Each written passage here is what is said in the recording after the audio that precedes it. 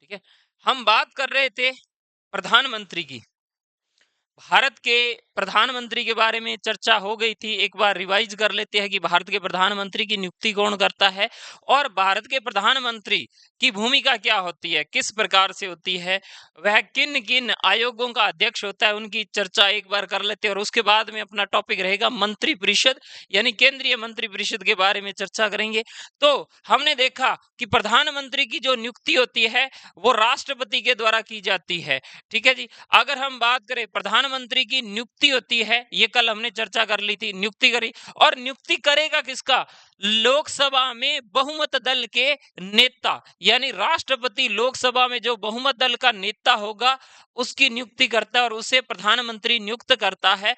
हम देखते हैं कि आर्टिकल 75 अनुच्छेद 75 में उल्लेख किया गया है कि अनुच्छेद 75 में उल्लेख किया गया है कि प्रधानमंत्री की नियुक्ति राष्ट्रपति के द्वारा की जाएगी, जबकि अनुच्छेद 74 एक के द्वारा यह कहा गया है कि राष्ट्रपति को सहायता, राष्ट्रपति को मदद करने के लिए एक मंत्री परिषद होगी जिसका मुखिया प्रधानमंत्री होगा। तो ध्यान रखना, 74 एक में राष्ट्रपति को मदद करने के लिए कहा गया है, जबकि 75 में प्रधानमंत्री की नियुक्ति का उल्लेख मिलता है।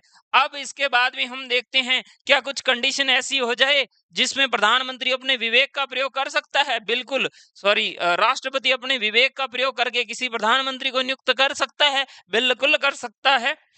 अगर गठबंधन की सरकार है, किसी को पूर्ण बहुमत नहीं है, तो ऐसे वहां पर निर्णय नहीं ले पा रहे हैं कि सरकार किसकी बनेगी, तो राष्ट्रपति अपनी स्वविवेक के माध्यम से किसी भी व्यक्ति को प्रधानमंत्री नियुक्त कर देता है। लेकिन यहाँ पर कंडीशन ये है, कंडीशन ये रहेगी कि उसी एक माह के अंदर अंदर उसे विश्वास मत हासिल करना होगा। विश्वास मत कहाँ का? लोकसभा में विश्वास मत हासिल करना होगा। ये अर्थात 272 का आंकड़ा उसे दिखाना होगा कि मेरे पास 272 मेजोरिटी है, 272 बहुमत है। इसकी चर्चा हो गई थी। इसके बाद में हम देखते हैं ऐसा 2 बार हुआ था। 1979 के अंदर चौधरी चरण सिंह को नियुक्त किया गया था, उसके पास बहुमत नहीं था।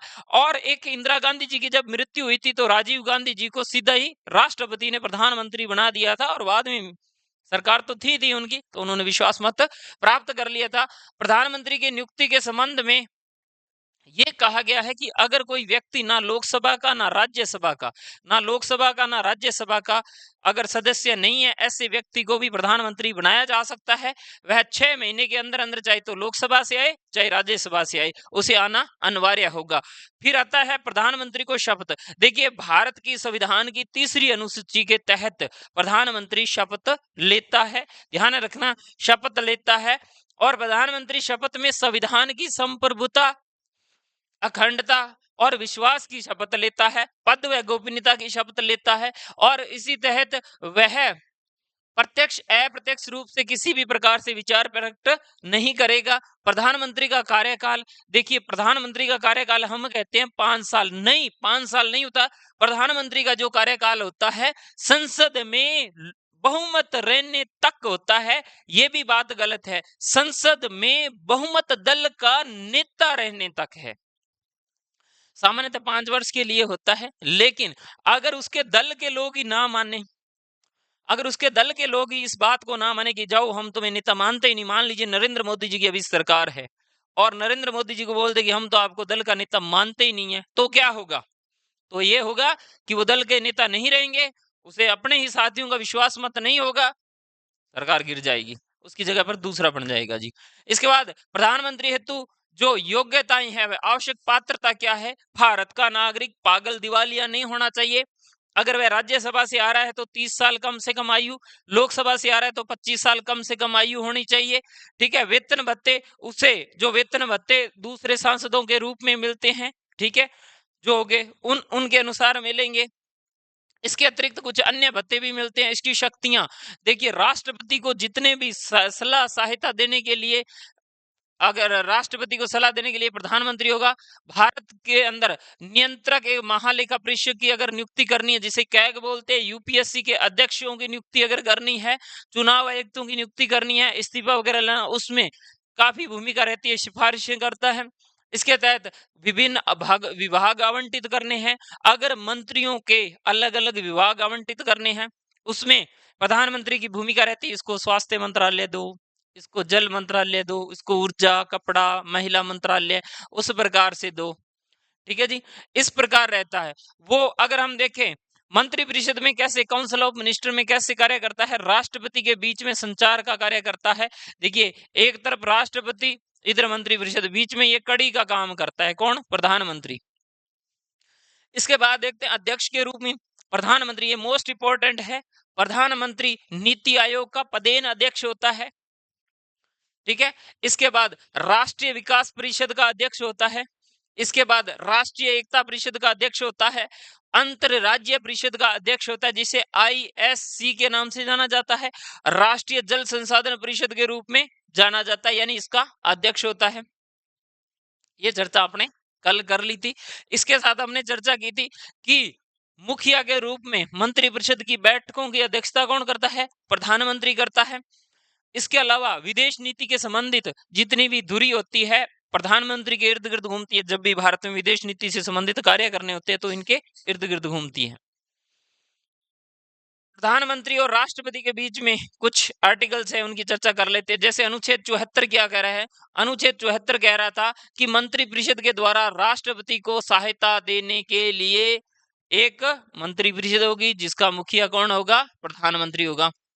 मंत्रिपरिषद की बात, सलाह, मंत्रिपरिषद के द्वारा दी गई सलाह को किसी भी अदालत में चुनौती नहीं दी जा सकती। इसकी चर्चा भी अपने कल कर ली थी। इसके बाद अनुच्छेद 75 में यह बात कही गई थी, अनुच्छेद 75 में यह कही गई थी कि राष्ट्रपति के द्वारा प्रधानमंत्री की नियुक्ति की जाती है, लेकिन ध्यान रखना प्रधानमंत्री की सलाह से ही अन्य मंत्रियों की नियुक्ति की जाएगी। ये चर्चा अपने कल कर ली थी। और हमारे 91वां संविधान संशोधन हुआ था 2003 में, और उसमें यह कहा गया था कि लोकसभा के 15% से अधिक मंत्री नहीं बनाए जाने चाहिए। इसीलिए आप लोगों ने जो उत्तर दिए थे, कितने मंत्री बनाए जा सकते हैं? 26, 36, 71, 81। ठीक है जी, मंत्री किसी भी सदन के हो सकते हैं, वो लोकसभा के भी हो सकते हैं, वो राज्यसभा के भी हो सकते हैं। ठीक है जी, ये चर्चा अपने कल हो गई थी। अब अपने चर्चा करेंगे अनुच्छेद 77 के अंदर, जितने भी कार्रवाइयां होंगी राष्ट्रपति के नाम से होगी। राष्ट्रपति भारत सरकार के लिए नियम बनाता है, इसकी चर्चा भी हो गई थी। अनुच्छेद 78, अब बात करेंगे अनुच्छेद 78 में। ठीक है जी, अनुच्छेद 78 में भी चर्चा हो गई थी, है ना। सदस्यों के लिए सभी निर्णयों के बारे में प्रधानमंत्री राष्ट्रपति को बताता है। जितने भी निर्णय लिए जाएंगे प्रधानमंत्री सूचित करेगा राष्ट्रपति को। ठीक है, एनी डाउट? ठीक है, डाउट कहां से होगा?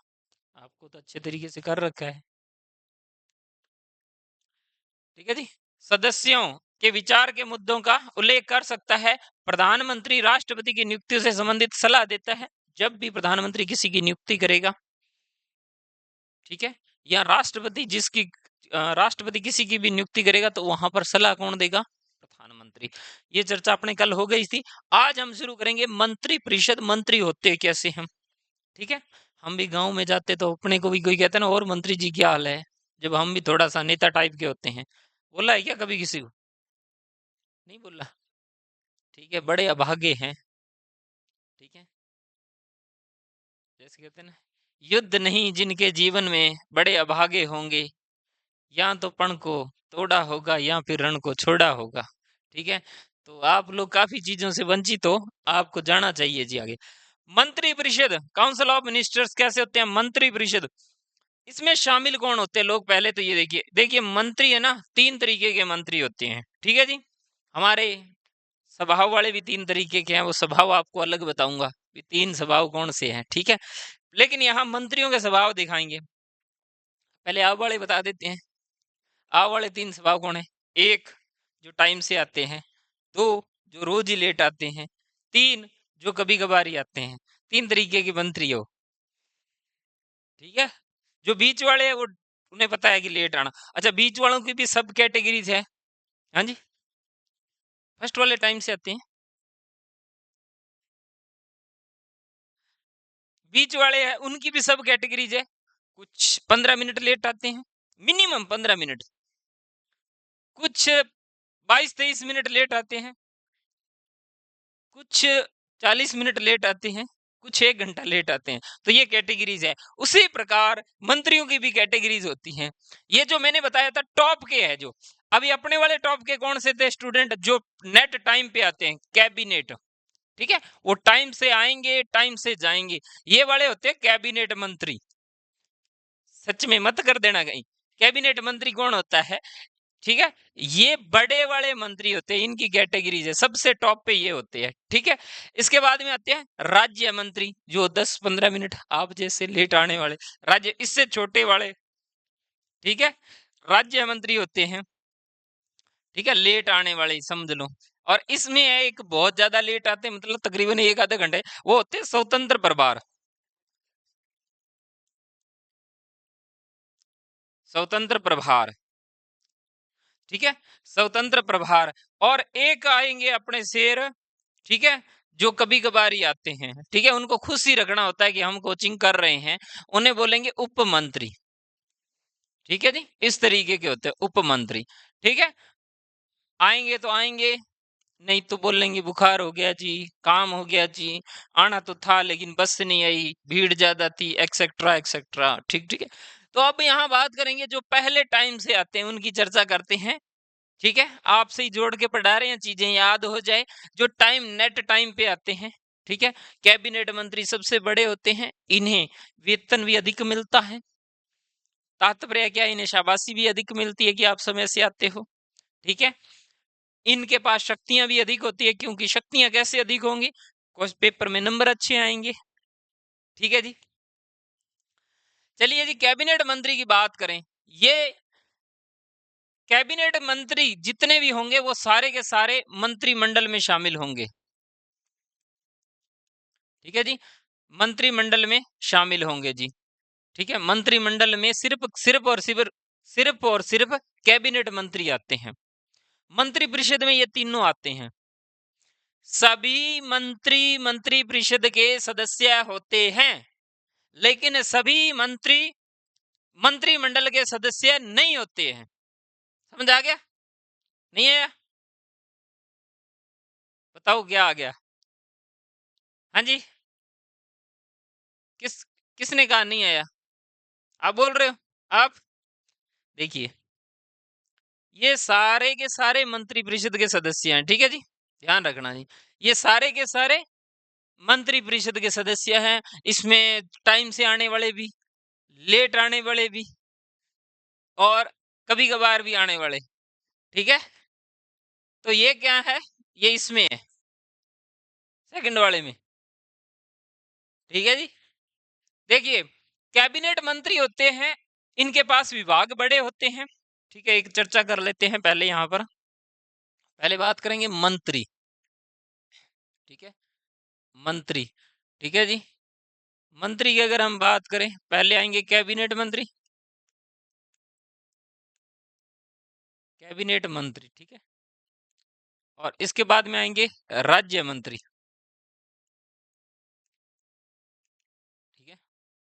इसके बाद आएंगे आपके उप मंत्री, उप मंत्री, ठीक है जी, ये आएंगे। अब यहां पर देखो आप कि ये होंगे, ठीक है, इनके पास विभाग बड़े होंगे, विभाग बड़े होंगे, इनको मदद करने के लिए, यानी कैबिनेट मंत्री को मदद करने के लिए राज्य मंत्री होते हैं, ठीक है।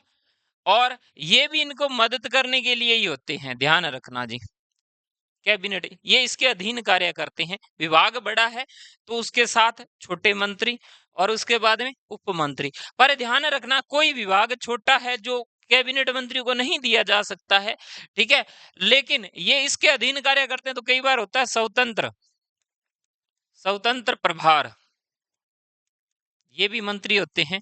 ये होते हैं कि विभाग जैसे छोटा हो गया, खेल मंत्रालय मान लीजिए, ठीक है, खेल मंत्रालय छोटा हो गया, क्योंकि इसमें बीसीसीआई अलग है, क्रिकेट का अलग है, बैडमिंटन का अलग है, कबड्डी का अलग है, ऐसे ऐसे विभाग बट गया, तो इसका काम थोड़ा ही बचता है, इसीलिए उनको क्या है, स्वतंत्र रूप से छोड़ दिया जाता है कि आप स्वतंत्र प्रभार हो, सर्वे सर्वा आप ही हो। आप कैबिनेट मंत्री तो नहीं हो, लेकिन आप अपने विभाग के स्वतंत्र हो एकदम।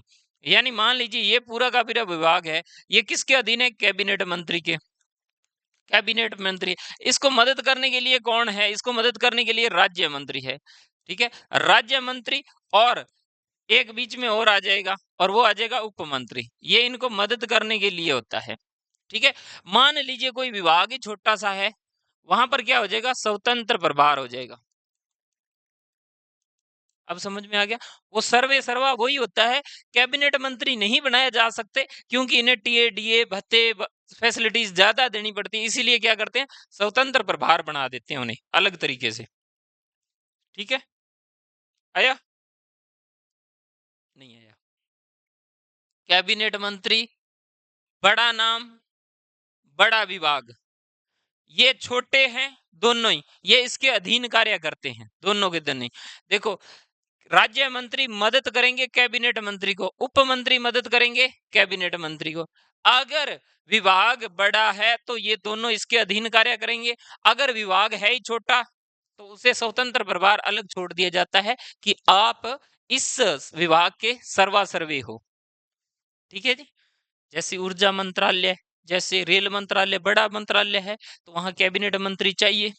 ठीक है, कृषि मंत्रालय बड़ा है इसीलिए चाहिए, तो वहां पर बड़े चाहिए, तो उनको मदद करने के लिए ऐसे होंगे। ठीक है जी, समझ आ गया? ये होंगे।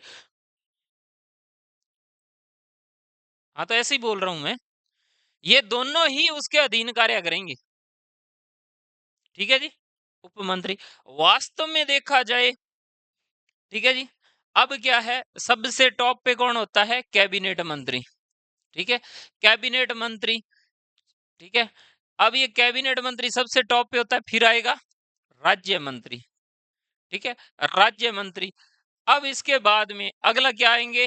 उप मंत्री। ठीक है, ये बड़ा है, ये इसके दोनों इसके अधीन कार्य करेंगे। ठीक है जी, वास्तव में क्या होता था पहले के टाइम में? जो ज्यादा बार चुनाव जीत के आ गया, मान लीजिए, ठीक है जी, ज्यादा बार चुनाव जीत के आ गया, और उस व्यक्ति को क्या है, मंत्री बनाना। अब पद एक है, दो व्यक्तियों को बनाना है, तो क्या करते हैं? राज्य मंत्री की जगह उप मंत्री बना देते हैं उसको भी। दो बड़े गद्दावर नेता है, बड़े तगड़े तगड़े, और दोनों ही बार बार जीत के आ रहे हैं। आपको पता है, जो ज्यादा बार जीतता है उसको मंत्री बनाया जाता है। अब दोनों बराबर जीत के आ रहे हैं, तो उन पार्टी उन्हें खुश करने के लिए क्या करती है? एक को राज्य मंत्री बना देती है, दूसरे को उप मंत्री बना देते हैं। एक कल्याण सिंह का नाम सुने हो? राजस्थान के गवर्नर रहे थे कल्याण सिंह। नहीं सुना अभी? ठीक है, कल्याण सिंह जी थे। कल्याण सिंह जी यूपी के मुख्यमंत्री थे। एक विभाग था खेल कूद मंत्रालय, खेल कूद मंत्रालय था। अब मंत्रालय एक बच गया, बंदे दो, दोनों ही बड़े बड़े नेता। और आपको तो यूपी वाले पता ही है कैसे होते हैं, हम हमको बनाओ, हमको बनाओ। तो कल्याण सिंह ने क्या किया? उस विभाग के दो टुकड़े कर दिए, और दो उप मंत्री बना दिया। ठीक है जी, खेल कूद मंत्री थे, ठीक है, कूद मंत्री थे, इसके दो विभाग बना दिए। एक को बना दिया खेल मंत्री, ठीक है जी, और दूसरे को बना दिया कूद मंत्री। ठीक है, एक को खेल मंत्री, एक को कूद मंत्री, वो दोनों ही खुश। मैं कूद मंत्री और दूसरा खेल मंत्री। वो कहते खेलने वाले इधर और कूदने वाले इधर। ठीक है जी, खेलने वाले इधर, कूदने वाले उधर। इसी चीज को बचाने के लिए क्या करते हैं? 91वां संविधान संशोधन होता है 2003 में, और ये कहते हैं कि ये खेल कूद वाले काम ना हो। ठीक है, लोकसभा का लोकसभा का 15% से अधिक मंत्री नहीं बनाए जा सकते हैं। इसीलिए किए गए थे, कोई खेल मंत्री, कोई कूद मंत्री, कोई उठ मंत्री, कोई बैठ मंत्री, कुछ भी बना सकते हैं। ये भारत के नेता है, कुछ भी बना सकते हैं। ठीक है, तो इस चीज का थोड़ा सा ध्यान रखना। अब समझ में आ गया कि इसकी जरूरत क्यों पड़ी थी। और ये मंत्री कौन है? कैबिनेट मंत्री मंत्रिमंडल में शामिल होते हैं। ठीक है जी, सभी कैबिनेट मंत्री ओनली पर यही होंगे, ये मोदी जी के समझ लो खास खास बंदे हैं। मंत्रिमंडल, समझ आ गया? मंत्रिमंडल किसे कहते हैं? ठीक है, इन्हें क्या कहते हैं पूरे को? ठीक है जी, इन्हें क्या कहेंगे? मंत्रिपरिषद।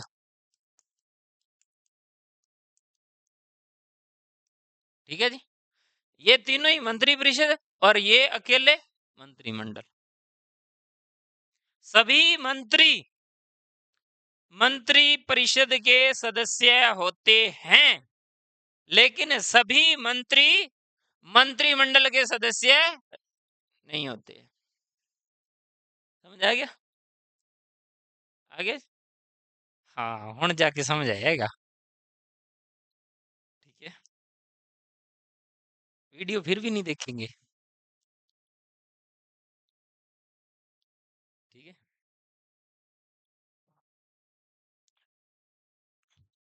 अब विस्तार से चर्चा कर लेते हैं। प्रैक्टिकल आपको बता दिया है, 3 तरीके के मंत्री होते हैं। स्वतंत्र प्रभार भी आपको बता दिया है, जिसका विभाग छोटा है, कैबिनेट मंत्री नहीं बनाया जा सकता है, जनता पर भार ना बढ़े इसीलिए उसे स्वतंत्र प्रभार बना दिया जाता है। ठीक है जी, मान लीजिए किसी का खेत 4 भाई है, ठीक है, तो 3 भाई राजस्थान में रहते हैं, एक भाई रहता है पंजाब में। पंजाब में उसके पास भूमि कम है, इधर वालों के पास भूमि ज्यादा है। तो क्या करते हैं वहां पर कि उस भाई को बोल देंगे कि वहां वाला तू अकेला ही संभाल ले, तेरे पास जमीन कम है इसीलिए तू अकेला ही वहां का सर्वे सरवा है, यहाँ वाली जमीन ज्यादा है हम तीनों बांट के संभालेंगे। अब समझ गए? वो स्वतंत्र प्रभार हो गया और यहाँ वाले वो सारे ही हो गए। ठीक है, कैबिनेट मंत्री हो गए। अब समझ गए? ठीक है, अब हम बात करेंगे कैबिनेट मंत्री कितने हो सकते हैं। देखिए इनकी संख्या 15 से 20 हो सकती है। ठीक है जी, 15 से 20 हो सकती है। मंत्री परिषद में प्रमुख मुख्य भाग केंद्र में होते हैं, सबसे टॉप में अगर देखें यहां से शासन संचालित होता है पूरा का पूरा, इनके इर्द गिर्द पूरा का पूरा शासन घूमता है, इन्हीं कैबिनेट के मंत्रियों यही निर्णय लेते हैं, यही डिसीजन लेते हैं। आपने आमतौर पर सुना होगा कि कैबिनेट की मंजूरी मिल गई है, कभी ध्यान में कानों में आई है आवाज हल्की हल्की सी, अगर कान खुले हों तो? नहीं जी, आइए, कभी नहीं आई आवाज। ठीक है, हम वो नहीं देखते हैं जहां से ऐसी आवाजें आती है।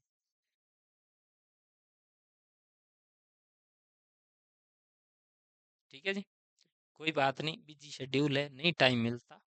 ठीक है, बहुत कार्य करने होते हैं। ठीक है, इंस्टाग्राम भी देखनी होती है, रील्स भी देखनी होती है, मानते हैं बिजी शेड्यूल है। ठीक है, इधर उधर की फोटो भी लगानी होती है। ठीक है, कोई बात नहीं, संदेश वगैरह भी पढ़ने होते हैं। ठीक है, जो किसी के भी नहीं आते हैं।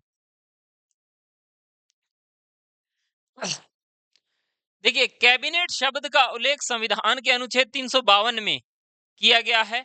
44वां संविधान संशोधन 1978 में होता है और उसमें शामिल किया गया था नीतियों के संबंध में कैबिनेट के सर्वोच्च निर्णय लेने का निकाय। ध्यान रखना, एक 44वां संविधान संशोधन होता है। ठीक है, 44वां संविधान संशोधन होता है 1978 में और उसमें मंत्रिमंडल शब्द जोड़ा गया था। ठीक है, क्योंकि इंदिरा गांधी ने आंतरिक अशांति के आधार पर आपातकाल लगा दिया था और उसने अपनी मर्जी से लगा दिया था। तो इसमें यह कहा गया था कि 44वें संविधान संशोधन में यह कहा गया था कि आपातकाल अगर लगाया जाएगा तो मंत्रिमंडल की लिखित अनुशंसा पर लगाया जाएगा। ऐसे नहीं लगाया जा सकता कि आज चलो आपातकाल लगाते हैं। नहीं, हमारा कारगिल वॉर हुई थी उस समय आपातकाल नहीं लगा, क्योंकि पता था मंत्रिमंडल से अनुशंसा करवानी पड़ेगी। ठीक है, तो इस तरीके से है, थोड़ा सा ध्यान रखना जी। ठीक है, इसके बाद में और यहाँ पर एक बात बताई गई है, जितने भी सर्वोच्च निर्णय लेने होते हैं, बड़े डिसीजन लेने होते हैं, ठीक है, सर्वोच्च जो निर्णय होते हैं, ठीक है, निर्णय जो लेने होते हैं वो कौन लेते हैं? कैबिनेट मंत्री लेते हैं। मैंने अभी बताया ना, कैबिनेट की मंजूरी मिल गई है। ठीक है, यानी बड़े बड़े जितने भी डिसीजन होंगे, कोई नियम नीति करना है, वहां पर सारे बड़ी भूमिका किसकी होगी? कैबिनेट मंत्रियों की होती है। तो ये कैबिनेट मंत्री है। इसके बाद में राज्य मंत्री। राज्य मंत्री कौन से होते हैं? ये दो प्रकार के होते हैं, एक स्वतंत्र प्रभार और एक जो सीधे ही राज्य मंत्री होते हैं, उस तरीके के होते हैं। राज्य मंत्री कैबिनेट मंत्रियों के तभी शामिल होते हैं जब उन्हें आमंत्रित किया जाता है। ध्यान रखना, कैबिनेट की बैठक अलग होती है, कैबिनेट की बैठक में सभी मंत्री शामिल नहीं होते हैं। ठीक है, बड़ी परीक्षाओं में पूछते हैं, आरएस फर्स्ट ग्रेड जैसे एग्जाम में, क्या कैबिनेट की कैबिनेट की बैठकों में सभी मंत्री शामिल होते हैं? सत्य है, असत्य है? अपने कह देते सत्य। नहीं, असत्य है।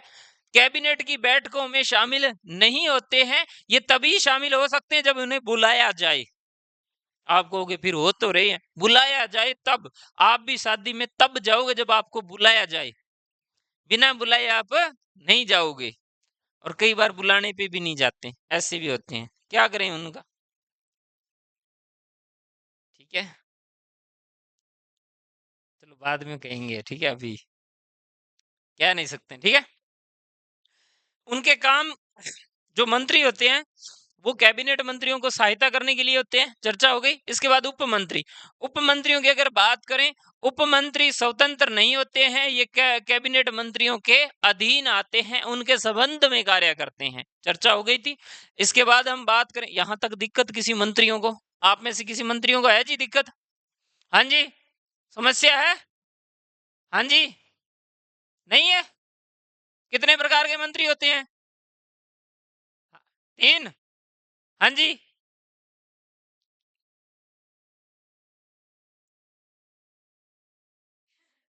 सामने देखिए। हाँ जी, मंत्री कितने प्रकार के होते हैं? 3 होते हैं। कौन कौन से? देख लिया क्या? ठीक है, कोई बात, थोड़ा ध्यान रखा करो, एक्टिव रहा करो, ठीक है, चाय वगैरह सुबह सुबह पी के आया करो। मंत्रिपरिषद से संबंधित संवैधानिक प्रावधान क्या है? अकॉर्डिंग टू कॉन्स्टिट्यूशन, अगर हम देखें तो अनुच्छेद 74 कहता है कि राष्ट्रपति को सहायता व सलाह देने के लिए एक मंत्रिपरिषद होगी। किसी भी अदालत में मंत्रिपरिषद की सलाह को चैलेंज नहीं किया जा सकता है। ये नहीं है कि किसी मंत्रिपरिषद ने, कोई भी मंत्रियों ने सलाह दी राष्ट्रपति को और आप कोर्ट में चले जाओगी, इनका करना कुछ इलाज नहीं, ऐसे नहीं हो सकता है। ठीक है जी। अब अगर हम बात करें, राष्ट्रपति के अनुरोध पर अनुरोध कर सकते हैं कि मंत्रिपरिषद की दी गई सलाह पर पुनर्विचार करे। पुनर्विचार करने के बाद मंत्रिपरिषद द्वारा दी गई सलाह राष्ट्रपति बाध्यकारी हो जाती है। अगर मंत्रिपरिषद क्या करती है, किसी भी विधेयक को राष्ट्रपति के पास भेजती है कि राष्ट्रपति जी साइन कर दीजिए, ठीक है, तो राष्ट्रपति क्या कहेगा? ठीक है, मान लीजिए कोई प्रस्ताव है, वो आ रहा है राष्ट्रपति के पास में, ठीक है, राष्ट्रपति के पास में कोई प्रस्ताव आ रहा है, ठीक है, और भेज कौन रहा है? मंत्रिपरिषद भेज रहा है। मंत्रिपरिषद में ध्यान रखना प्रधानमंत्री भी शामिल है, कहीं सोच लो प्रधानमंत्री कहाँ गया। वो प्रस्ताव भेजा राष्ट्रपति के पास, ठीक है, राष्ट्रपति जी हस्ताक्षर कर दीजिए, सिग्नेचर कर दीजिए जी, उसने सिग्नेचर कर दिए। मान लीजिए वो नहीं करता है, भी एक बार ना आप सोचो, पुनर्विचार करो, ठीक है जी। इन्होंने कहा अच्छा पुनर्विचार करें, कर लिया जी, सेम वैसा का वैसा ही भेज दिया, तो राष्ट्रपति बाध्यकारी हो जाएगा, हस्ताक्षर करने पड़ेंगे, बाध्यकारी है। एक बार लौटा सकता है, दूसरी बार बिना परिवर्तन किए भी, हम तो यही है हमारा, तो परिवर्तन कर दिया जी, करो साइन, तो राष्ट्रपति बाध्य है हस्ताक्षर करने के लिए। क्या चीज है? हाँ तो, हाँ तो वीटो प्रयोग करेगा ना, एक ये वीटो ही तो प्रयोग किया है, पुनर्विचार रिक्वेस्ट थोड़ी की है कोई।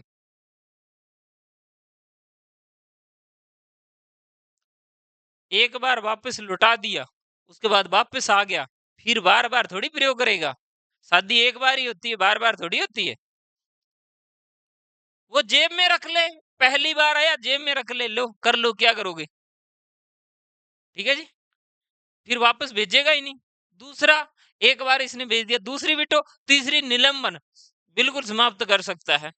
ठीक है जी, लेकिन वो कुछ कंडीशंस है उसकी, ऐसे थोड़ी है अभी आज मेरा मूड नहीं है कल आना, ऐसे नहीं होता। ठीक है, वो देखने पड़ते कि विधेयक कौन से। धन्य विधेयक कभी भी पुनर्विचार के लिए नहीं लौटाता है, सिग्नेचर करने ही पड़ेंगे। धन्य विधेयक की बात कर रहा हूं। अब आप कहोगे क्यों, उसके नहीं जच रही है राष्ट्रपति की, मैं तो कौन करूं साइन? नहीं, वहां पर ध्यान रखना, जब वो धन विधेयक रखा जाता है, बजट जब भी रखा जाता है ना, तब राष्ट्रपति से पूछ के ही रखा जाता है। बजट कभी भी नहीं लौटाता, ध्यान रखना। ठीक है जी, पता चला? नहीं चला? धन विधेयक या बजट, जो बजट है, बजट को कभी भी वापस नहीं लौटाता है, क्योंकि जब रखा जाता है तो उससे पूछ के ही तो रखा है। आपसे हम पूछ के ही तो अगर कुछ काम कर ले तो उसके बाद दोबारा थोड़ी पूछना पड़ता है। शादी में एक बार ही बुलाते हैं, बार बार थोड़ी बुलाते हैं कि आना ही आना, आना ही आना है तुमने। ठीक है, कार्ड भेज दिया, आ जाओगे। या ऐसे कहेंगे नहीं, कार्ड एक और भेजेंगे दोबारा, ऐसे थोड़ी होता है कोई। अब समझ में आया? ऐसे उदाहरण ज्यादा समझ में आते हैं आपको। ठीक है जी। मंत्रिपरिषद का प्रावधान कहाँ है, ध्यान रखना, ये मोस्ट इंपोर्टेंट है, अनुच्छेद 75। ठीक है, अनुच्छेद 75 में मंत्रिपरिषद के प्रावधान किया गया है। राष्ट्रपति प्रधानमंत्री की नियुक्ति करता है, प्रधानमंत्री की सिफारिश पर राष्ट्रपति अन्य मंत्रियों की नियुक्ति करता है। मंत्रिपरिषद में जो आकार है 15% से अधिक नहीं होना चाहिए। 2003 में 91वें संविधान संशोधन द्वारा निर्धारित कर दिया गया था। अनुच्छेद 77 में भारत सरकार के कार्यों के बारे में बताया गया है कि राष्ट्रपति भारत सरकार के कार्यों को अधिक कुशल और संचालन के साथ मंत्रियों को ऐसे कार्य के लिए वितरण व दिशा निर्देशित कर सकता है। यानी यहाँ पर राष्ट्रपति बढ़िया तरीके से कुशल कार्य करने के लिए निर्देश दे सकता है। ठीक है, उन्हें डायरेक्शन दे सकता है। कुल मिला के ये कि उनको समझा सकता है कि काम बढ़िया कैसे करना है। अनुच्छेद 77 के तहत। अनुच्छेद 78 के तहत प्रधानमंत्री के कर्तव्य मोस्ट इंपोर्टेंट है। अनुच्छेद 78, अनुच्छेद 78 क्या कहता है कि प्रधानमंत्री के कर्तव्य संघ के मामलों के संबंध में प्रशासन के साथ साथ विधायी पहल से संबंधित मंत्रिपरिषद द्वारा लिए गए सभी निर्णयों को राष्ट्रपति को सूचित करना प्रधानमंत्री का कर्तव्य है। राष्ट्रपति सूचना देगा किसको, प्रधानमंत्री सूचना देगा किसको, राष्ट्रपति को। ठीक है जी, भी हम ये कार्य कर रहे हैं। अनुच्छेद 78। अनुच्छेद 88, सदनों के संबंध में सभी मंत्रालयों के पास में अधिकार होगा। संयुक्त बैठक बुलानी है। ठीक है जी, अगर ध्यान रखना, अनुच्छेद 88 क्या कह रहा है, दोनों सदनों और संबंधित मंत्रालयों के संबंध में अधिकार है। अनुच्छेद में बताया गया कि प्रत्येक मंत्री किसी भी सदनों की किसी भी संयुक्त बैठक, संसद के किसी भी समिति के कार्रवाइयों में बोलने, भाग लेने का अधिकार है, उसमें नियुक्त किया जा सकता है। हालांकि ऐसा मंत्री मतदान करने के लिए पात्र नहीं होगा। ध्यान रखना, इसमें यह बताया गया कि प्रत्येक मंत्री को किसी भी सदन, यानी किसी भी मंत्री को कहीं से भी, लोकसभा से भी बनाया जा सकता है, राज्यसभा से भी बनाया जा सकता है, वह बोल सकता है लेकिन वोटिंग नहीं कर सकता। जैसे राज्यसभा से किसी व्यक्ति को मंत्री बनाया गया है, लोकसभा में वोटिंग हो रही है, तो वो लोकसभा वाले में वोटिंग नहीं कर पाएगा, वो अपने राज्यसभा में ही वोटिंग करेगा। ठीक है, मान लीजिए ये पूरी की पूरी संसद है, इसमें से ये लोकसभा है, ये लोकसभा है, ये राज्यसभा है, राज्यसभा। अब जो मंत्री बनाने हैं, यहां से भी बनाए जा सकते हैं, यहाँ ये तो होंगे ही होंगे मंत्री। यहां से मान लीजिए किसी को बना दिया, तो इस सदन में वह बोल सकता है, भाषण दे सकता है। लेकिन जब लोकसभा में मतदान चल रहा होगा कि यहाँ से प्रस्ताव पास होकर इधर जाएगा, तो जब यहाँ चल रहा है तो यहाँ पर वो मतदान नहीं कर सकता है, मतदान नहीं कर सकता है। मतलब इस सदन वाला इधर आके मतदान नहीं कर सकता है, वो अपना मतदान इसी में ही करेगा जब यहाँ पर उसका टर्न आएगी। समझ आ गई? आगे ना सभी को? ठीक है जी। अब अपने बात करेंगे कुछ महत्वपूर्ण फैक्ट, इंपॉर्टेंट फैक्ट है, उसकी चर्चा करेंगे। ठीक है जी, हम देखते हैं कि भारत के पहले प्रधानमंत्री पंडित जवाहरलाल नेहरू जी थे, भारत के निर्माता कह सकते हैं। नेहरू जी ने तकरीबन 16 साल से ऊपर तक शासन किया था और उस समय भारत को संभाला था, जिस समय भारत के पास में किसी प्रकार की कोई भी कह सकते हैं मैन्युफैक्चरिंग इतनी नहीं थी, सुई बनाने तक की क्षमता नहीं थी। वहां से तेल भेल, एम्स, इतना कुछ बनाया, जितने आप देखते हो, एयरपोर्ट्स, रेलवेज, बहुत कुछ बनाया। और आज हमें विश्व की 5वीं शक्ति के रूप में हम भारत को देखते हैं। तो हम चर्चा करेंगे भारत के विभिन्न प्रधानमंत्री। तारीख थी 15 अगस्त की और 1947। हम आजाद हो रहे थे अंग्रेजों के एक लंबे चंगुल से, या यूं कहें हजारों सालों की बेड़ियों से आजाद हो रहे थे। और हमारे पहले प्रधानमंत्री बनते हैं जवाहरलाल नेहरू जी भारत के प्रथम प्रधानमंत्री, सबसे लंबे कार्यकाल वाले प्रधानमंत्री और इन्हीं से ही संबंधित प्रथम व्यक्ति जिनकी पद पर रहते हुए मृत्यु हो गई थी। कौन थे? पंडित नेहरू, पंडित जवाहरलाल नेहरू। ठीक है जी। ये 1947 से 1952 तक रहे थे। फिर 52 में चुनाव होते हैं, जीत के आते हैं। 52 से 57 तक रहते हैं। 1952 से 57 तक, फिर 57 में जीतते हैं, 62 तक रहते हैं, फिर 62 में जीतते हैं, फिर 64 तक रहते हैं। आप कहोगे 64 तक क्यों रहे?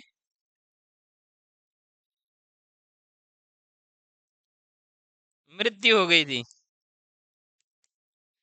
ठीक है जी। इसके बाद पहले कार्यवाहक बनाए गए थे प्रधानमंत्री, पेपर में पूछते हैं, पहले कार्यवाहक प्रधानमंत्री बनाए गए थे लालों के लाल गुलजारी लाल नंदा। गुलजारी लाल नंदा जी को पहले कार्यवाहक बनाए गए थे। और इसके बाद में लालों के लाल लाल बहादुर शास्त्री, जय जवान जय किसान। ठीक है जी। और 1964 से 1966 तक ये रहे थे। 1964 से 1966 तक इन्हीं के समय में पाकिस्तान और युद्ध हुआ था। किसका? भारत का। 1965 का युद्ध हुआ था। 1965 का युद्ध हुआ था। सर आपने ये नहीं बताया इनके टाइम में चाइना वॉर भी हुई थी। 1962 में भारत चाइना युद्ध हुआ था। इन्हीं के टाइम में पंचशील समझौता हुआ था, नेहरू जी के टाइम में। इन्हीं के समय में ही हिंदी चीनी भाई भाई का नारा लगा था। लेकिन इन्हीं के समय पर 1962 में क्या है, चाइना और भारत का युद्ध हुआ था। नेहरू जी इस चीज से बहुत टूट गए थे, क्योंकि उन्हें भरोसा नहीं था कि चाइना ऐसा करेगा। और कहीं ना कहीं हमारे प्रधानमंत्री की वो उनको लेके चला गया ये दुख। और 1965 के अंदर हमने भारत पाकिस्तान से क्या है, युद्ध होता है। भारत लाहौर तक चला जाता है, लाहौर तक चला जाता है, लाहौर को भी कैप्चर कर लेता है। 1966 में उज्बेकिस्तान की राजधानी ताशकंद के अंदर समझौता होता है। पूर्व सोवियत संघ और पाकिस्तान व भारत, पूर्व सोवियत संघ की मध्यस्थता में होता है, क्योंकि सोवियत संघ नहीं चाहता था कि भारत उलझा रहे, क्योंकि उस समय शीत युद्ध चल रहा था। तो कहीं ना कहीं सोवियत भी फ्री होना चाहता था। लेकिन ना चाहते हुए भी लाल बहादुर शास्त्री जी को सिग्नेचर करने पड़ते हैं और भारत को भूमि छोड़नी पड़ती है। उस तरीके से वहां से उनको झटका लगता है, रात को सोने के लिए जाते हैं, सुबह उठे ही नहीं। एकमात्र प्रधानमंत्री जिनके भारत के बाहर क्या है, मृत्यु हुई थी, एकमात्र। और पद पर रहते मृत्यु, दूसरे प्रधानमंत्री है जिनके पद पर रहते मृत्यु हो गई थी। इन्होंने ही नारा दिया था, जय जवान जय किसान का नारा दिया था। इस बार दोबारा फिर गुलजारी लाल नंदा जी को लाया जाता है। 13 दिन के लिए बनते हैं, पहले भी 13 दिन, दोबारा भी 13 दिन के लिए बनते हैं। इसके बाद मोरारजी देसाई बनना चाहते थे, लेकिन मोरारजी देसाई को नहीं बनाया गया था, गूंगी गुड़िया को बनाया गया था, क्योंकि ये बोलती नहीं थी। अक्सर जो बोलते नहीं है वो बाद में बहुत तबाही मचाते हैं, जो शांत शांत रहते हैं। ठीक है जी, बोल देना उनको। ठीक है। इन्हें गूंगी गुड़िया के नाम से जानते थे। और जवाहरलाल नेहरू की बेटी थी, तो इसीलिए कोई विरोध नहीं कर पाए। इंदिरा गांधी, यहाँ पर इंदिरा गांधी क्या करते हैं, 1966 में बनते हैं पहली बार। 1966 से 1967 तक बनते हैं। मोरारजी देसाई सोचते हैं ये तो गूंगी गुड़िया, ये क्या कर लेगी, बोली सी है, सीधी सी है। ठीक है। और यहाँ पर 1 साल का अनुभव ले जाती है और 1967 में बोलती है प्रधानमंत्री का चुनाव हम लड़ेंगे। और चुनाव ऐसे लड़ते हैं कि 1967 में इंदिरा जीत जाती है। ठीक है। कांग्रेस के 2 धड़ों में टूट जाती है, एक इंदिरा ओ, एक कांग्रेस ओ, एक कांग्रेस आई, ये बन जाता। अभी जो कांग्रेस है ना, इंदिरा वाली है, वो जो ओ थी ना, वो अलग तरीके से, जो खुद को रियल। मोरारजी देसाई ये रहते हैं 1967 तक, 1967 से 1971 तक ये रहते हैं। पहली बार होता है जब युद्ध, लोकसभा से पहले ही लोकसभा भंग करवा दी जाती, क्योंकि भारत पाक युद्ध हो गया था, भारत युद्ध जीत गया था। इंदिरा गांधी एडवांटेज लेना चाहती थी, तो चुनाव पहले ही करवा देते हैं। तो आपको पता है कि युद्ध युद्ध ही होता है। वहां पर इंदिरा जी की वाहवाह हो रही थी, तो भारत वालों ने सारों ने वोट दे दिया, लो चलो जी इंदिरा जी को वोट देते हैं, दे दिया जी, जीत गए। 1971 से लेकर 1976 में चुनाव होने थे। मोरारजी, ये जो विपक्षी दल थे, ये चिल्ला रहे थे हम करेंगे, सत्ता बदलेंगे, ये करेंगे। आंतरिक अशांति फैल गई थी। ठीक है। जगह जगह दंगे हो रहे थे, सारा कुछ कर रहे थे। तो इंदिरा गांधी जी ने क्या किया, आपातकाल लगा दिया, क्योंकि संविधान में लिखा हुआ था आंतरिक अशांति के आधार पर लगाया जा सकता है, तो इन्होंने पकड़ के जेल में डाल दी सभी कोई। लाल जी, लाल कृष्ण आडवाणी जी, वाजपेयी जी, मोरारजी देसाई, जेपी, सभी को ही डाल दिया। तो उसे कहा जाता है कि जो आपातकाल लगा था वो गलत लगा था, लेकिन लगा तो संविधान के अकॉर्डिंग ही था। 1976 और ये लोकसभा का कार्यकाल बढ़ाकर कितने कर देते हैं, 6 वर्ष कर देते हैं जी इंदिरा गांधी। 1977 तक करवा देते। 1977 में चुनाव होते हैं, कांग्रेस का सुपड़ा साफ, इंदिरा गांधी खुद चुनाव हार जाती है। ठीक है, खुद हार जाती है और पहली बार गैर कांग्रेसी सरकार बनती है। 1977 में मोरारजी देसाई बनते हैं, 2 साल तक रहते हैं, बंदरवाड़ चल रही थी। सबसे उम्र दराज प्रधानमंत्री 81 साल की उम्र में, जो कभी सपना देखा था, सोच रहे थे, पहले तो वो सपना देख रहे थे कि नेहरू जी के बाद मैं बन जाऊंगा, नेहरू जी भी 64 तक चल गए। उसके बाद इच्छा हुई तो लाल जी को बीच में ले आए, लाल बहादुर शास्त्री जी को। लाल बहादुर शास्त्री जी की मृत्यु हुई तो इंदिरा ले आए, तो इंदिरा गांधी को लाए तो उनके हो गया ये तो अभी युवा है, अपना तो नंबर ही नहीं आएगा। सपना पाल रहे थे, सपना पाल रहे थे, कभी मेरा भी नंबर आएगा, नंबर आएगा।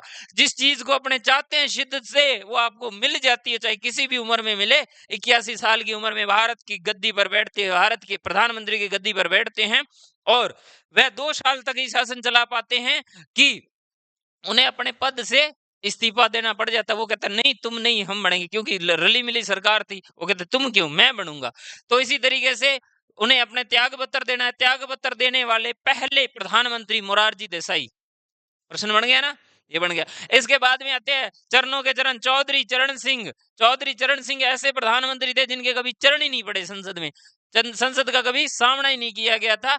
ये तकरीबन 6 महीने के करीब करीब रहे थे और एकमात्र प्रधानमंत्री जिन्होंने कभी संसद का सामना ही नहीं किया।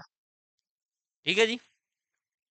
इसके बाद में इंदिरा गांधी 1980 तक चलता है मामला और देश की अव्यवस्था फिर फैल जाती है। अब इंदिरा गांधी की फिर एंट्री होती है, इंदिरा लाओ देश बचाओ, इंदिरा लाओ देश बचाओ, और इंदिरा गांधी की दोबारा फिर से एंट्री होती है। यहाँ पर 1980 में इंदिरा गांधी जीत के आती है। लोगों ने भी समझ लिया था कि कांग्रेस के अलावा अब देश को और कोई नहीं चला पाएगा। 1980 से 1984 तक इंदिरा गांधी रहती है और तकरीबन 5 साल होने ही वाले थे। पंजाब में खालिस्तान की समस्या काफी बड़े स्तर पर चल रही थी और उन्होंने ऑपरेशन ब्लू स्टार किया था, हरमंदिर साहब पर चढ़ाई कर दी थी।